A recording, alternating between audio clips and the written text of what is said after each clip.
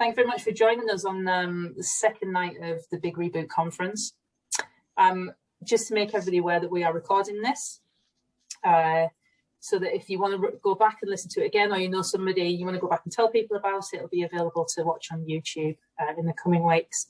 I'm Vicky Putson. I'm one of the National Development Managers here at British Triathlon, and with me is my wonderful colleague Claire Page, one of our development administrators. So between the two of us, we're going to be sorting out any IT issues that might happen, and we're going to support and help in a bit of the chat box, but support our speakers this evening. If we just, are you able to just bring the presentation up on the screen, Emma? Yeah. And I'll just quickly go through some like house rules. The really boring stuff. I'll do the boring stuff now. I'll leave all the brilliant stuff to you guys. So yeah, just a couple of things for us. We have everybody on mute. That's not because we don't want to hear people or that we're being awkward. It's just with quite a lot of people in the room, we just want to be able to manage the audio. Also, you haven't got your cameras on. Again, sorry, that's me being the Grinch, making sure people's cameras are off. And all that is just because we want to manage the bandwidth.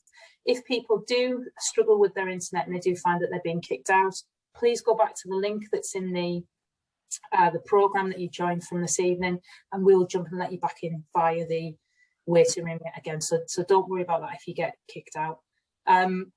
I'm sure some people have already been on sessions, so I'm not going to list all the house rules. What I will say is, please share your experiences. It's been wonderful to see hashtag Big Reboot on social media. So please feel free to keep sharing stuff during the sessions if you want to as well. And that's the boring stuff over from me. So what I want to do now is I have the absolute pleasure to hand over to our three guests this evening. And I'm guessing a lot of people already know who our guests are. So we've got Liz, Emma, and Kate, and I'm gonna leave them leave you in their capable hands for the next 50 odd minutes. And over to you guys. Great. Thanks, Vicky. Hi everyone, I'm Liz, and Kate, Emma, and I are going to be discussing what we can do to make sure our club reboot is child-centred. Firstly, Kate is going to be looking at the impact that lockdown may have had on our young triathletes, and we'll be considering social, physical and emotional issues. This is going to help us understand where we're coming from. Then I'm going to talk about where we are now and how we can prepare the ground for our first few sessions. And then finally, Emma will talk through practical ideas that will be particularly good for a child-centred reboot. And this is a reboot opportunity, not just for our clubs, but also for us as coaches. And for some of us, this could be an opportunity to think of your coaching in a new way. So please feel free to share your own thoughts using the chat box. I think we've got some experienced coaches in the audience, and we're going to be very pleased to hear your thoughts and share those out. And if you've got a question, then please pop that in the chat box too, and we're going to answer your questions at the end. So without further ado, over to you, Kate. Oh, thank you, Liz, and hi everybody. Thank you so much for tuning in to our child-centred reboot. So in this first section of the presentation, what we really want to do is share some thoughts with you to just get you thinking about what your young athletes might have experienced during the last 12 months, so that we can start to understand what their new starting point might be. And what would be really useful is, obviously I'm going to try and cover quite a few of them, but if you've got new stuff that you want to add into the chat, new ideas of what you think your athletes will have been going through, please do add them into the chat. So we need to understand where our athletes are starting from, so that we can build the best possible environments and relationships with them, and inspire them to achieve what they want to achieve. You know, what do they want to achieve moving forwards, not what they wanted to achieve a year ago.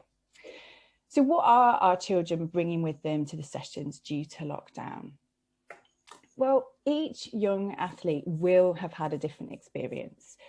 What we've tried to do through this presentation is just identify the three key areas where we think those challenges and developments will have occurred. And this is all about restarting their position and their triathlon experience. So the first thing we're going to look at is the physical considerations, sort of challenges, developments. The second area that I'm going to look at is the social considerations. And then the last area that I'm going to look at are the emotional considerations. So if we just move on to the next slide, Emma, and we're going to just talk through some of the physical considerations. So if we just flick through, if we can just bring up the areas. So in my top left-hand corner, we've got fitness. Okay, so fitness, this is the obvious one. You know, as coaches, what we're essentially like initially interested in is how fit are they going to be? Are they as fit as we think they're going to be, or are they less fit? And we know that some athletes will come back conditioned and fit. Sometimes they will be, you know, maybe more so than they were before the lockdown, whilst others will be struggling with fitness and they might actually have regressed. And it might seem simple, you know, fit versus not fit, but actually we can unpick this a little bit further as well. So there will be those young athletes who have been really self-motivated during the lockdown, and they've voluntarily worked on their strength, voluntarily worked on their fitness. They've been out running, they've been on their bikes, they've done the strength and conditioning. And these are our independent self-starters. So these are the group that really we don't need to worry about. There'll also be those athletes that have sort of been forced out by a parent who said, you need to keep the fitness up, you need to go running, you need to do this, you need to do that. And some of these will have done that willingly, but they'll have needed the push. But there will be others that will have actually done the work, but potentially against their will or a little bit begrudgingly. And we have to think about how their needs will differ than those self-starters. There'll also be those kids that wanted to train, but maybe they didn't really have the support or the opportunity from home in order to do so. And they're a difficult group because they're coming back, they're feeling a bit exposed, they're not as fit as they want to be, but really it's not their fault.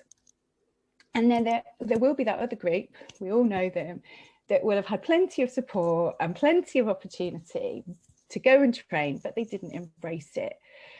So whilst the outcomes are sort of clear, you know, fit versus not fit, the reasons why those might be occurring are a lot more complex. And as coaches, I think we have to be mindful when we're looking and making those initial judgments that there's more behind it than what we might just see. So the second area I want to look at is growth and hormones. And no matter what age group you're coaching in triathlon, it is likely that some of your athletes will have grown a lot. So I speak from experience. My 11-year-old son has grown 2.5 inches since the 21st of December. And, you know, it might look on the surface that he's going to be, you know, really strong and really fast. And yes, rapid growth can lead to an improvement in power and strength. But it's also likely when you've grown a lot to have a period where you've kind of lost your proprioception of where your limbs are. These kids might be struggling with coordination, with their technique, with their rhythm and their timing. And Liz is going to talk you through some of the approaches that you might take to this. So actually, you know, making that child feel a bit more gingly gangly than they already do is not going to be helpful on the first session back. And for some kids, there will have been really big hormonal changes, and this can work both for them and against them. So going through puberty can mean that body image is difficult, especially if it's been accompanied by a weight gain in lockdown. And mood swings might be new to these kids. They might not really know what's going on and how they're feeling. There will be girls that have started their periods during lockdown, or they've grown breasts in lockdown. And they might be really nervous about coming back into sport and how it's going to be and how they're going to look and how they're going to feel. And we as coaches need to be really sensitive to that without drawing attention, but we have to know that that could be going on in the background. And of course, like for every child that is anxious about these things, I totally accept there will be other kids that are completely taking it in their stride. So even if these things have happened, it doesn't necessarily mean that the child is going to be anxious about it. But as a coach, we just need to be aware that it could be the case. So the third area I want to talk about is sleep and nutrition. And it's worth noting that some of your athletes will come back to training having had great sleep, having eaten really balanced meals, having had great nutrition, and have a really strong foundation on which to build the sort of new training regime. But others, and I can think of lots of kids that I know that fall into this category, that have stayed up till 3 a.m. on the Xbox or the PlayStation or whatever it is. They've not probably eaten very well, like they've had access to Uber Eats and Deliveroo without their parents even knowing about it. And they've been eating kind of unhealthy food. They haven't had school to go to when the parents might have been out working. So nobody's really had control of how healthy their lifestyle is.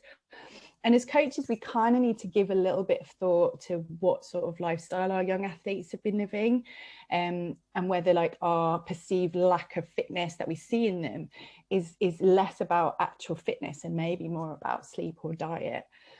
And whilst these aren't necessarily issues that we're going to address in the first phase of a reboot, it's good information to have, because, you know, once we can start to understand what underlies it, then of course, you know, we can start building that relationship around it. And Christy's just said financial impact for parents, as some have outgrown what were new tri-suits and bikes. Yeah, and that's absolutely right, Christine. You know, in terms of those growth spurts, suddenly the equipment and the kit that they were using don't fit them anymore. And as coaches, we need to be mindful of that financial impact. We can't just say, well, you need a new bike, you need new kit. So yeah, thanks so much for that.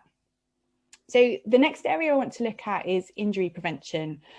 We know that rapid growth, a lack of consistency, detraining, hormonal changes, that change in sort of proprioception and coordination can lead to a much bigger risk of injury. And as coaches, we need to sort of understand what they've been doing in lockdown before we can really start to plan the sort of progressions to the way that we're going to have our training. I'm really conscious of the fact that whilst there might have been a lot of kind of at-home S&C, we don't really know as coaches necessarily like how their form has been, what bad habits they might have got into. And it's going to be a process of kind of understanding what the kids have been doing at home and where potentially there might be areas of weakness or technique issues in terms of like revisiting those functional movement patterns. So it's really, I feel like I've kind of bombarded you with a lot of stuff to think about on the physical side, but there's a lot for us to observe and there's a lot for us to understand to be able to really make those good decisions when we're coaching. So moving on to the social considerations. I'm going to portray a bit of a polarized view on this, but I think we'll all understand that athletes will sit somewhere on this kind of continuum. So firstly, there will be those athletes who have spent hours homeschooling, away from their friends, who will be desperate to socialise and to catch up with their friends or even make new friends. But as coaches, please let us realise that not all children will feel like this. So I think, and I was one of these people, you kind of go back into your thought process of coaching going, oh, they need to socialize, they need to interact, they need to do this, but actually there will be children that don't want that. They will be the children that have enjoyed the solitude of lockdown, and perhaps they were children that found it more difficult to mix in the first place, who might sort of feel overwhelmed really at the thought of kind of the reintroduction of group activities and sport. And there will be children who have kind of forgotten how to mix. If you talk to teachers, and I'm sure there's teachers among you, there are children that have forgotten how to mix, they've forgotten how to socialise, and they've forgotten how to play at that younger end. So please do not underestimate the needs of those children when you're planning your sessions. And Emma's going to talk about how you can facilitate that. I did quite a lot of workshops over lockdown with teenagers. And the thing that surprised me the most was that a lot of their fear is around COVID still.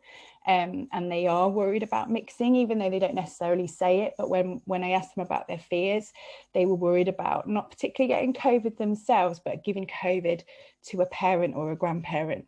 And I think, you know, when we design our sessions and we welcome everyone back, just bear in mind that some of them are still worried about that mixing element. They're kind of comfortable at school because it's a bubble. What does triathlon mean? So really do give that some consideration. And then lastly, some children will have been the king at home. They will have had all the attention. They might have had a helicopter parent, you know, helping them with schoolwork, helping them with their activities and sport. And they might struggle going back into a group environment where maybe they're not the fastest, maybe they're not the strongest, maybe they're not the funniest. And as a coach, we know this could trigger a range of behaviours. And perhaps if those behaviours are triggered, we need to kind of understand what might be behind that. And that last point really leads me into my next slide, where we're starting to talk about the emotional considerations. So as I've already kind of mentioned, there will be a range of fears and anxieties amongst your athletes. So as I've said, it might be COVID. It might be their ability. One little girl that's in one of my squads, she was going to give up because she genuinely thought she might have forgotten how to swim, and she couldn't face like almost trying that out. And you know, these are real fears for these children. Some have found going back to school really hard, even though they might have, you know, looked forward to it. Actually, they found it hard. And like Emma said, they might know someone that's, you know, died of COVID, and that's all, you know, really super scary to them. So they might be worried that the triathlon club used to be their safe space and it might not be the same anymore. And that might be a trigger of worry for them. So really think about what might be going on in those heads. Some will have lost their confidence in their ability. They've not had a benchmark. They might be intimidated and feel a bit inadequate because, you know, I mean, teenage girls, they put on social media that they're doing all this stuff. And I know lots of kids that have been affected by that. And actually, as coaches, we know that what people put on social media doesn't necessarily reflect what they're actually doing or the quality of what they're doing. But it can feel very intimidating to other teenagers or younger athletes, and they will feel inadequate. Some might have lost their independence if they've been learning at home and they've had everything done for them at home by their parents. And actually that loss of independence can knock their confidence. So they sort of forget how to do things for themselves and they lose the confidence how to make decisions.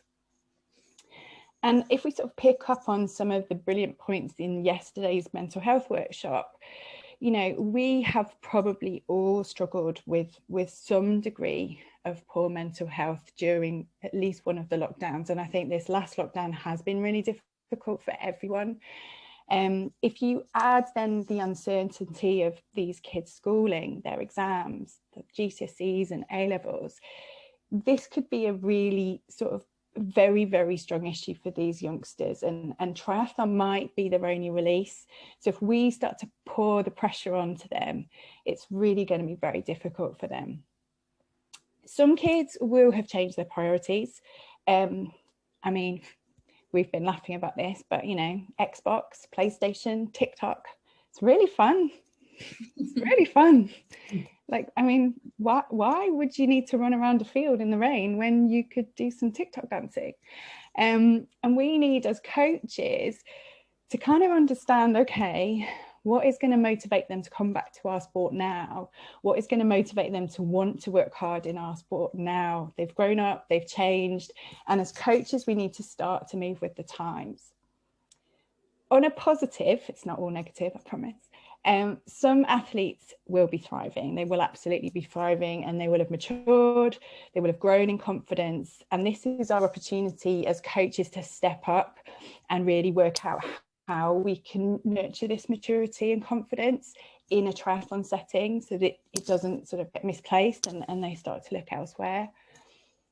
So in summary, I feel like as coaches, we do have a massive responsibility to really start to understand our athletes and what they might be bringing to our sessions. So understanding our children is going to be a huge step towards a really successful reboot in not just your club, but in our sport as a whole. And I'm going to pass to Liz now, so that she can talk about the kind of where are we now part of our journey. Thanks, Kate. Crikey, that is a lot of information for us to be thinking about as child-centered coaches. But, you know, let's not get overwhelmed, and let's spend the next few minutes just thinking about some useful steps that we can take. Okay. In a nutshell, our goal in terms of our reboot should be to be creating the right environment, rebuilding relationships, and inspiring our athletes with some cracking sessions. So firstly, let's think about the environment we're creating and how we're going to set the scene for our reboot. So first off, there's obviously your COVID protocols to get ready. And at the moment, we're just going to assume that you've got those covered. And once those are out of the way, a good place to start is with your parents.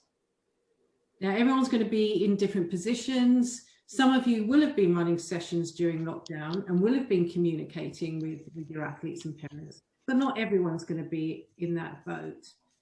And for all of us, it's going to be worthwhile re-engaging with parents and using that opportunity to get to know how lockdown has been for our families and, of course, our athletes. And this is how we're going to learn how the issues that Kate was talking about relate to our groups. So now you could put together a questionnaire and send that out a couple of weeks before your first session. But you could also just send a simple email asking the questions, how have things been for your child? And is there anything that I should know about before they come back to the club? So armed with that knowledge and a little bit of knowledge about our athletes, our next step is to start planning. For your first session back, a simple session is going to be good for everyone. It's going to be good for you and it's going to be good for the children. But it will be useful for you to spend more time than usual planning for flexibility, thinking carefully about progressions and regressions during activities, just in case you've completely misjudged the fitness levels that come back to you. And also have alternative activities in mind if plan A isn't working at all. First impressions are really important and they can stay with people a long time. But how often do we actually plan to get them right? You want your athletes to be relaxed and happy when they arrive, and you want to be able to dispel any anxieties quickly. So have a think about your body language and how you want to greet your athletes.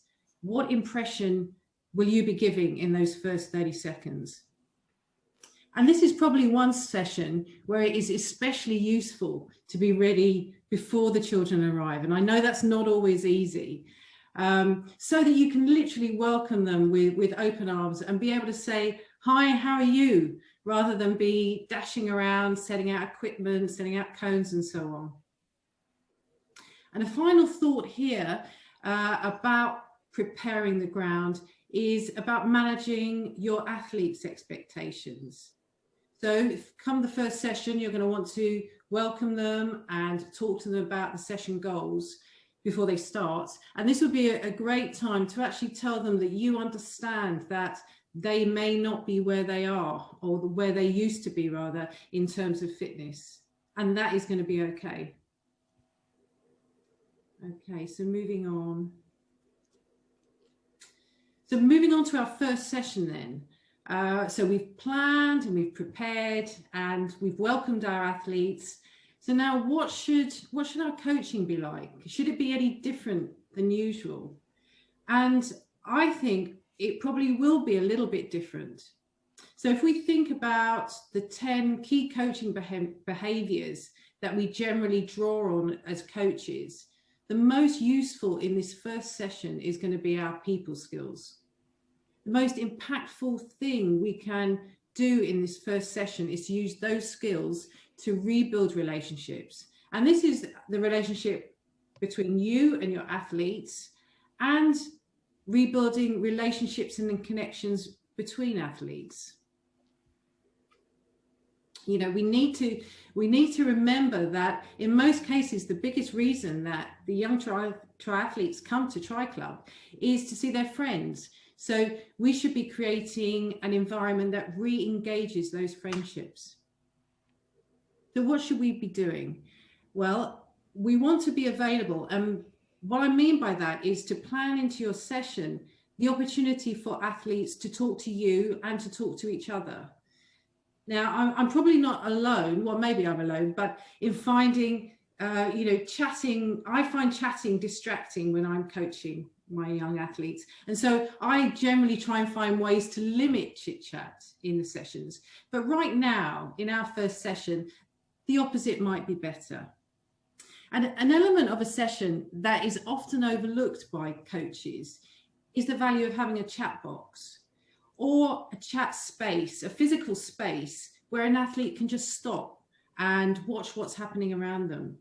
Now, this is usually used for younger athletes when they're learning new skills, and it can be really valuable to have a space where a child can sit out, see what their friends are doing, just take stock, and then get back into an activity. But at this time, a chat box might be a useful tool in allowing for a recovery moment for an athlete that might be struggling in their first session back. And Emma's going to show you a couple of good examples of how a chat box can be used in sessions. So our coaching should be focused on listening and observing. But also, actually, just one point, we've made space for our conversation, but let's also have a think about our body language. If you're standing there with your arms crossed, your athletes are less likely to actually want to engage with you. Now, I'm sure none of you are going to be standing there with your arms crossed.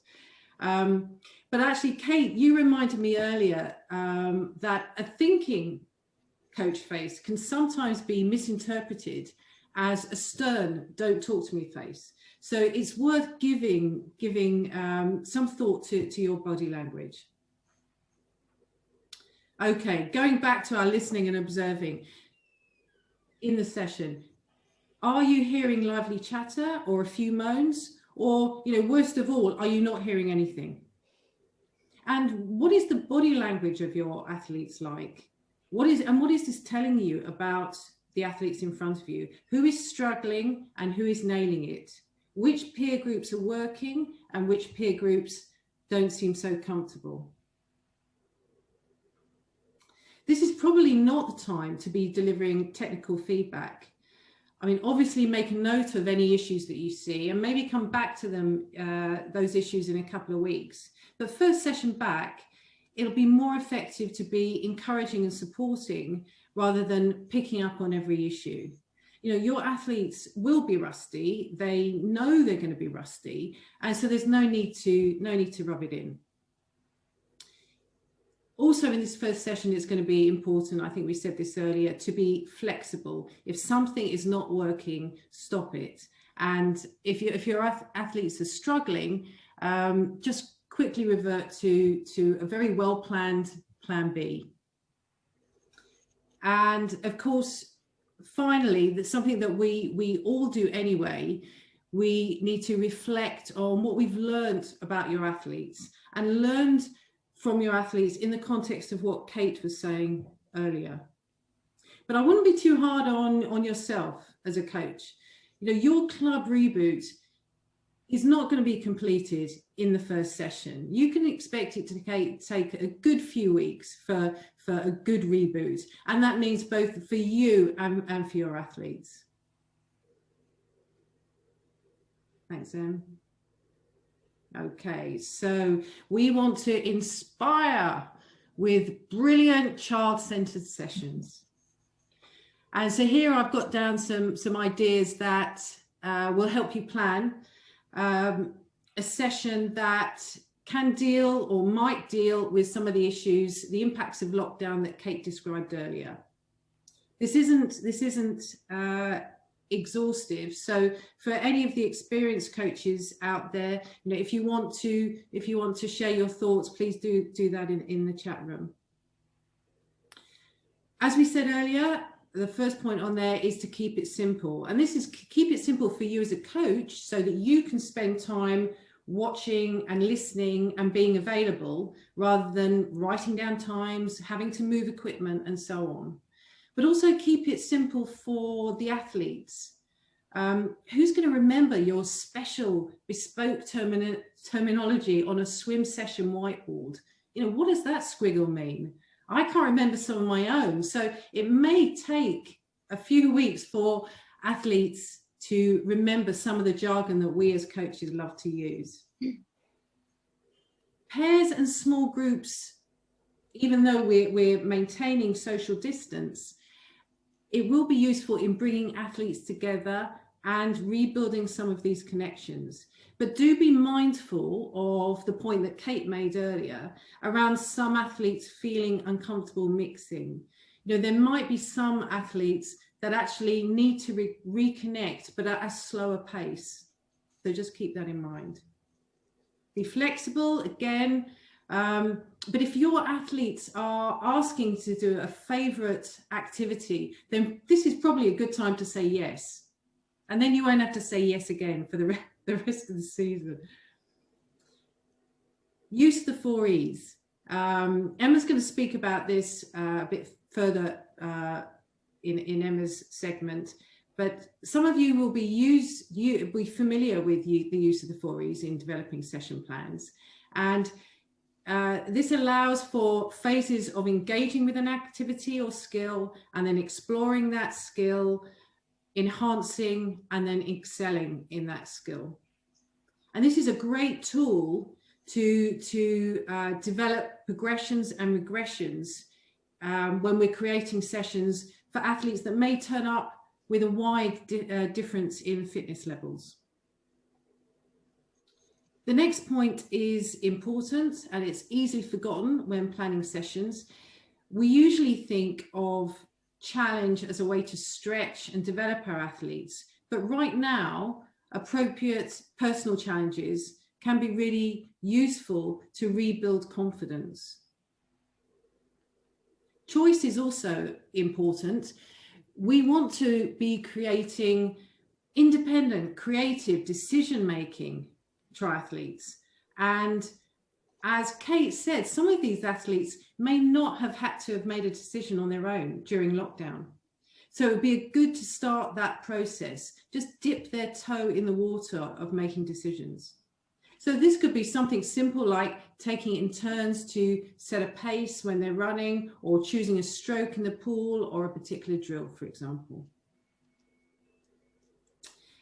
I would try to make every session fun, but recognizing that fun means different things to different athletes. So for example, it would mean something different to an athlete or a young athlete on a performance pathway compared to a 9-year-old. But fun is still to be had, and it's more important than ever where we are right now. As coaches, we need to be recognizing what fun is for our particular group of athletes and make sure we're planning that in our sessions. We need to make, as Kate was saying, we need to make our athletes remember that triathlon is more fun, or at least as much fun as playing games on their phones. The final point goes without saying, and it's probably the first thing that you as coaches will be thinking about, making sure that your session is appropriate for the fitness levels and ability after what for some will have been a long period of a different sort of activity during lockdown.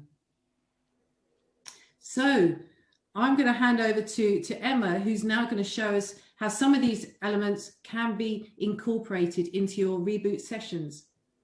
Thank you very much, lovely ladies. So over these next few slides, hopefully we can take some of the bits and pieces that we've spoken about and that Liz and Kate have spoken about and bring it to life. And I might actually be able to give you a little sneak peek as to what British Triathlon have been up to over lockdown and the big focus that we've had on coaching children and young people and moving forward, which I'm super excited about, I have to say. Okay, what does it look like in the real world? Do you know what? I think one of the biggest things we have to be is we have to be those kids' biggest cheerleaders and the best guide that we can possibly be to lead them back into what the future is going to look like going forward. These sessions that I've got ahead of us are based around group sessions, as I guess probably most of us are going to be doing group sessions as we go forward. So let's have a look to start off with at a swim idea. Now, yes, this doesn't look like the regular everyday session plan that you would see, and it looks a little bit messy and lots of bits and pieces going on here. But this is an awesome session to kickstart us going back into the pool. It's super simple.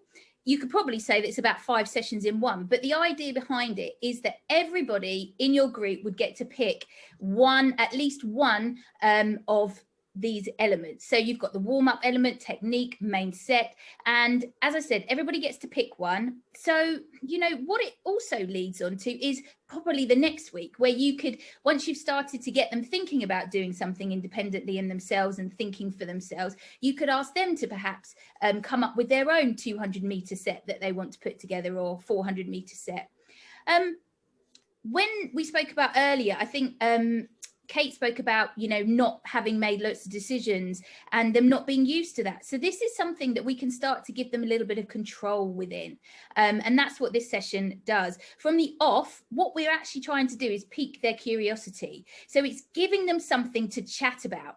This could actually start some really good banter. And that's where we want to be at the first session. We want them to start engaging with each other. You might get somebody say, oh, I can't believe you just picked that session. You know, oh, 8 minutes. What are you going to do with that? But that gives them the choice to pick. They can do whatever they want. And you know what? If they just decided they wanted to do a froggy race or something like that, then fine, excellent, awesome, go for it. But it also means that those that you're not having anybody particularly stand out, because everybody has a choice to something to pick, I should say. So it makes everybody feel comfortable in that environment. And, you know, it just sort of gives everybody the opportunity to be themselves and to pick something that suits them. The only thing I would say is that perhaps think about things being shorter distance, because when they come back into the pool, and some of you have probably already had this, anything over 100 to 150 meters causes backlog because of everybody having to be so sort of spread out. But what this session does is actually, you know, it empowers them. It gives them some of that choice back. And it shows them that actually we as coaches trust what they want to do and want to, you know, but we've got it in that safe sort of box that we can already sort of make sure that they're not doing too much straight away.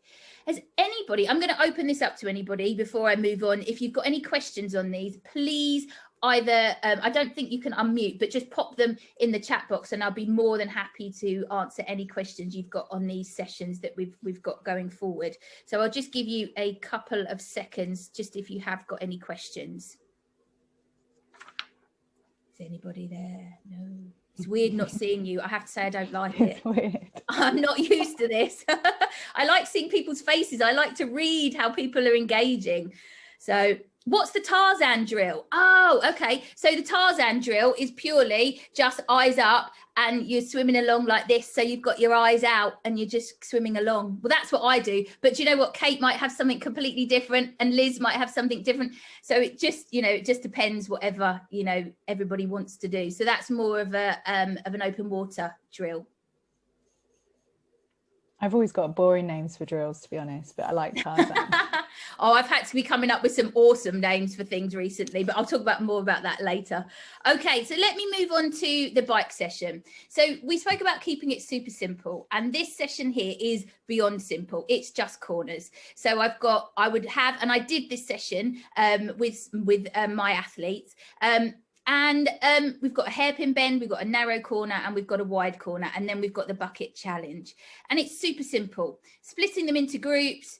and let them go. So if we look at it from a 4E's point of view, what you can see is if we're just going to engage, then what we can do is we can just let them go out and try the corners. We can give them some sort of basic coaching points, so that wide, apex wide, the inside leg up, looking ahead, but we can actually sort of watch and reflect and see where their fitness levels are, where their skill set is, because yes, lots of them will be sat on the turbo, lots of them will have gone out for sillily long bike rides. I know many of mine did lots and lots and lots of bike riding, but it doesn't mean that they've worked on those skills, and that's what we can sort of hone in on here. So then we can move into the explore side of things, and we can do that quite easily by just adding in some challenges. So you could say, right, can we see if we can go faster around the corner? Can we put a gear change in? Can we put a gear change on the way in and the way out, and just sort of see how they go with that? Then we move on to the enhance, and we can ask them perhaps to add in some of their own ideas, give them the opportunity just to think about things. So it might be that you have somebody say, I'm going to do it one-handed. Awesome, go for it. I'm going to do it carrying a ball. That's fine. Yes, we have to think about COVID restrictions, but ask them to bring balls and bits and pieces with them so that they've got those things with them before we even start.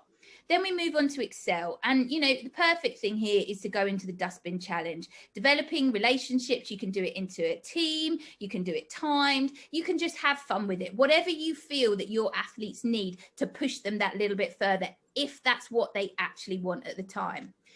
Within this session, we can also look at the step process. So we can look at different space. So you can make the corners different sizes. You can make the straight along the corners, around the corners, and the loop longer, shorter, whatever you need to do.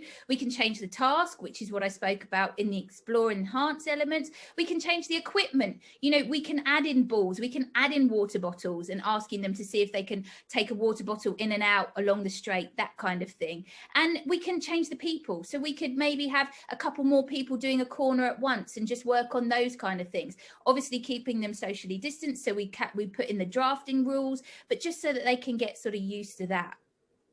When we're looking at the dynamics of this, it's really important when we're looking at our groups, you can either mix them in terms of their ability level, but also you could split them into sort of friendship or relationship buddy groups. Now, the reason I bring this up is because if we think about it, and lots of us have seen loads of social media about what some of the elite athletes are up to, not just in triathlon, but in other sports, and all of them have a great bunch of people around them. They have their buddy system, and that buddy system is there and designed to build those people up and build each other up and make them the best that they can be. And you know what? Why don't we start that now? Why don't we do that? The relationships that our kids build when they're at triathlon can be relationships that last for life. I know that my kids have made those relationships, and I know a couple of you on there would probably agree, because you've had those relationships as well. My two don't do triathlon anymore, but they've still got super best friends that they grew up with doing triathlon from 7 to 11, 12, 13 years old, and they still keep in touch. But they're still doing other sports, so they're building each other up with the other sports as well. But that's what matters. It's having that group around them. And if we as coaches can help facilitate that, then that will help going along as well. So at the bottom there, you can put your chat and relax box in wherever you like. And at that point, that's where we give the athletes the ability just to drop out a little bit. Now, when I did this session, I am not going to lie, they were exhausted because they hadn't had to ride, think, do all at the same time at all over lockdown. They've gone out on their bikes, so they're set on a turbo, but they weren't actually having to physically mentally think and work at something. It was just a nice ride that they were going out on. So the chat box allowed my lot just to come and have a chat with me. We talked about all sorts of things. I opened up about how my lockdown was, what I struggled with, and that gave them the opportunity to do that. I also would maybe suggest that you learn some form of TikTok dance, because that always starts a bit of a laugh, and it's super easy to do. And be open to making yourself look like a donut, because they love that, and that will give them a chance to chill, to chat, relax, and start building that relationship there and get your connections back together. Kate's just put in there super easy. Well, I'm a bit nutty, so maybe it is. So Christine, you've just put chat box is good for relatedness. Definitely. Has anybody got any questions on this bike session? It is just super simple. And that's, like we said, it's super simple, stupid. That's where we need to be, just giving them lots of different options, lots of different opportunities. Okay, let's see. So I'll move on to the last one, which is our run section. Now, this is just I called it, as I said, I do make up funny names for things. So this is secret pick and mix running. So the aim is to build in surges into a run without knowing when they might happen. So basically you've got groups of between 4 and 6, or 8 maybe max, where they're ideally of equal ability. Everybody in the group is given a secret number based on how many's in the group. So everybody can turn their backs and you can just like mouth it to them. So they have to sort of understand what you're saying. Nobody knows what the number is, and as a group they start to run in a line in no particular order, and then all of a sudden number 1 chooses when they want to be the leader and determines for how far and how long they're going to make that surge last. So maybe at an RPE of 7 or 8, something along those lines, but it depends on how they are feeling. It's entirely up to them. Once they've finished, then all of a sudden, runner 2 has to work out when that's happening. They can take over and complete the rest period, and they then decide when they want to surge. And it keeps going on in chronological order. You know, you can repeat it if you want to, like change the different things to change. They can only surge for 10 seconds and all sorts of other things. But hang on a minute, that might not suit everybody, and some of them might not be up for the endurance running and the building in the paces if they haven't done much running. They might have spent ages on the bikes, but they might not have been allowed out running because they weren't allowed out of their houses, or, you know, that kind of thing. So I created a circuit box. Now, within that circuit box, it does exactly what it says in the tin. So they can go into that box whenever they feel like it. There'll be different cones set up with different words written on. So they'll either do jacks, squats, high knees, butt kicks, lunges, burpees, you name it. But what that does, it gives them the opportunity to decide for themselves if they're ready to engage in that kind of session. And it gives them the opportunity to talk to you as well, but it doesn't make them feel that they're not doing anything. So it doesn't make them alienated from that. And you get the opportunity there again to start chatting as well, which is really, really good. So any questions on that session there?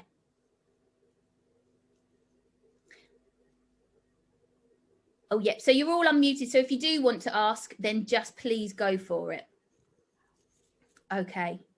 So I decided that we just needed a little toolbox. And as I always say, 3 is a magic number. That's what I can remember. And it kind of fits in with what we've got to do. So as long as your sessions have banter, and as good old Snoopy says, life is better when you're laughing. That is key. So as long as you can have that laughter, that fun, those relationships will automatically come back. Those relationships will be building between each other. I mean, I had one girl bring a joke book with her, and I thought that was awesome. And she just told me loads of jokes. So it made me feel awesome as well. And then we've got the second thing there, which is just, you know, the environment. We want to watch, we want to reflect, and that's what we want to do. So we don't always have to be talking. I know for coaches, it's super, super hard not to keep talking because that's what we love to do. But we do need to just give them time to sort of think and relax into what we're doing, and we need to reflect on that. And then I put Mr. Slinky in there because, quite frankly, we just need to be flexible. We just need to go with the flow. We need to allow our athletes and ourselves to adapt and grow to the new normal. We have to be their inspiration, but they can also be our inspiration as coaches as well. So, okay, now is the big reveal time that I'm super excited because this is what I've spent my whole lockdown doing. And that's what we have on offer coming up from coaching children's and young peoples, led by the very lovely big boss, Amy Crow. So I'm just going to tell you what we've got coming up. And this is something that your clubs will be able to engage in and really, really, really hopefully embrace, because British Triathlon, you can see, and hopefully you'll see from this, from the pathway from up all the way through, are really working on children at the moment, which is amazing. So we've got the very lovely children's and young people's coaching CPD, which I would highly recommend if you want to delve even deeper into the world of coaching children and young people. That's a brilliant CPD. Well, I think it is, because me and Liz do it most of the time. And it's really, really good fun to sort of meet other coaches and to spread your network and link up with other people and other coaches, but also to learn a little bit more about how to coach kids. So it's a little bit more in depth. We've also got this active skills for life. Now, this is awesome. So this is basically a package that we've put together for schools. So what we're doing is we are empowering schools to bring into triathlon into their everyday, so that basically in their PE lessons. So we're in pilot mode at the moment, and we've got lots of schools that are engaged, and the idea is that all the schools will run the sessions over the summer term, and then at the very end they'll be able to run their own triathlon, aquathon, duathlon, whatever they want. And hopefully that means that we'll start to see more kids want to get involved in triathlon, and that will then, you know, they'll come through into your clubs as well. The other element that we've got coming out soon is Feel Unstoppable. And this is awesome. So this, over the next few weeks, hopefully you will see, that is just for primary schools at the moment, Lawrence. So if that's something that you are interested in to get into Stortford, then for the next go round, just let me know and I can put you in touch with Amy and we can go from there, because honestly, your primary schools will love that. Then we've got the Feel Unstoppable, which I guess you could say is a little bit, everybody knows Joe Wicks, so it's a bit Joe Wicks-esque, and we've basically created 20-minute sessions that will go out on social media, and it will start to get kids interested in triathlon. So it's super bog basic. It's designed to be just in a small area, and anybody can just have a go and have fun, and you will see me becoming Little Miss Sunshine. That's one of the videos, which I absolutely love. You're always Little Miss Sunshine. Oh yeah, well I had proper bunches and everything. It was hilarious. Honestly, my teenage girls thought I was nuts. Probably because I am, but there we go. And then following on from this, I just put a nice little sunshine thing, because we have the Feel Unstoppable summer boost, and that's going to be packages that you can buy for Key Stage 2 and Key Stage 3 that will be able to, the idea is that it will go into summer schools. So there's lots of schools that run summer schools, and they can take this package and basically run with it. And we've got approximately 50 session plans each in Key Stage 2 and about 50 sessions in Key Stage 3 that you can just take and run and go for it. They're super simple. They're designed for beginners, really, for those that are getting interested in it. But if you as a club wanted to put on some summer camps, then there'd be something awesome for that as well. And that's in the process of being put together at the moment, which is why I have to keep coming up with awesome names and renaming bits and pieces. So hopefully that has given you a sort of snippet as to where we think everything is leading to, and some of the things you might sort of see and hear around you. And what we want to do now is open up for any questions that you might have. I just got one response I was just thinking about as we were thinking. Christine said about the financial impact. And I wondered about having like a pre-loved kind of thing, because today I know I've got parents that of kids that have grown out of their bikes, and they're already saying, can we swap, can we sell them and move on? We've got tri-suits that don't fit anymore. So it might be something that as a club you could have sort of like almost like a secondhand uniform shop, something like that. That might be something to have a think about. Kate Charlton asked a question, Emma, which I think we missed. Do you find male and female groups are better for the run exercise, especially in the younger age groups? Ooh, that's a really good question. I think it just depends on how they're all feeling at the time, if I'm brutally honest. Yeah, I'd agree. You know, I think if you mean, so I'm taking, Kate, that you mean, do you think that having a male and female mixed group is better, especially in the run? I think it just depends on the athletes, and it depends on their fitness levels and their abilities, but also I think it depends on their sort of social grouping, if you like. So, for example, last night at the track I had a group of boys that obviously, no matter what I tried to do, they wanted to do it together. So in which case, you know, that would guide you. But in general, I think it would be just based on their ability and their social groups. Yeah, Kate says the boys in her daughter's club are super competitive. So in that case, if you don't want to, you know, you might want to keep the super competitive ones in one group and the less, you know, more social ones in another group.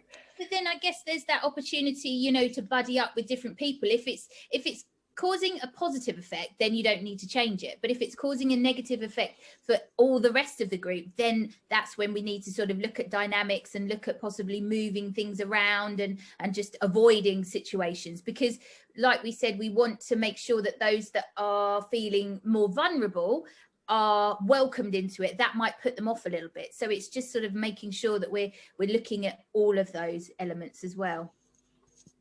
And Christine said, I think it's difficult going through the motions of sessions whilst planning for the longer term.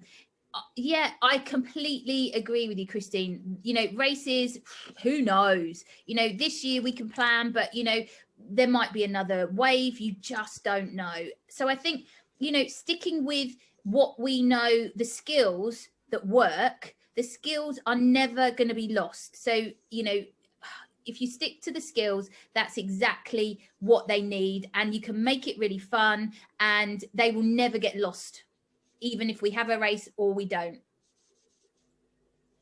Yeah, I'd agree. I'd always say fitness and skills, you know, you can't go wrong, and then you can be more specific once we have got a plan, because the foundations are still there or they have been completely built. And we can be creating our own sort of challenges. You know, if it becomes apparent that you're not going to have a race at the normal time of year, then maybe you make a training session into a practice event. Create our own challenges. Yeah, exactly. And Kate's just said about working with the Northeast Academy, and she had so much fun and laughter.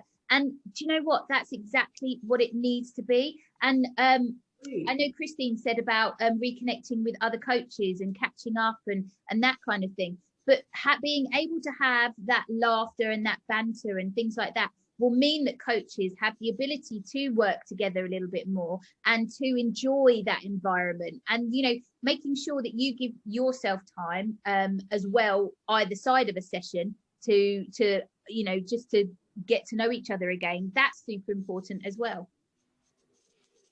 And I think one of the points that Liz made about the reflection is like not being too hard on ourselves. You know, and actually if that first session does feel difficult or awkward, or you feel like it didn't go how you wanted it to, you know, that's okay. We're all coming back from it as well. It's a reboot for us as much as it is for the athletes. So don't be hard on yourself. Just think about what you do differently and just build that jigsaw of, you know, all the information you need to really make it fly within the next 2, 3, 4, 5, 6 weeks. So you have a, you know, a brilliant base. Oh, radios in sessions. That's posh. Come on. Yeah, but it's the Welsh Hills. That's the thing. You can't see over the top. Sorry, Christine. Any other questions or any other thoughts that you want to share? Yeah, observations, anything you agree with, disagree with? We haven't got loads of time for disagreements, so I can say that now. Oh, here we go. Mark said, general question about all of the big reboot sessions. Yes, Are these they being are. recorded? Yes, they definitely are. So, yeah, you can rewatch if you really want to.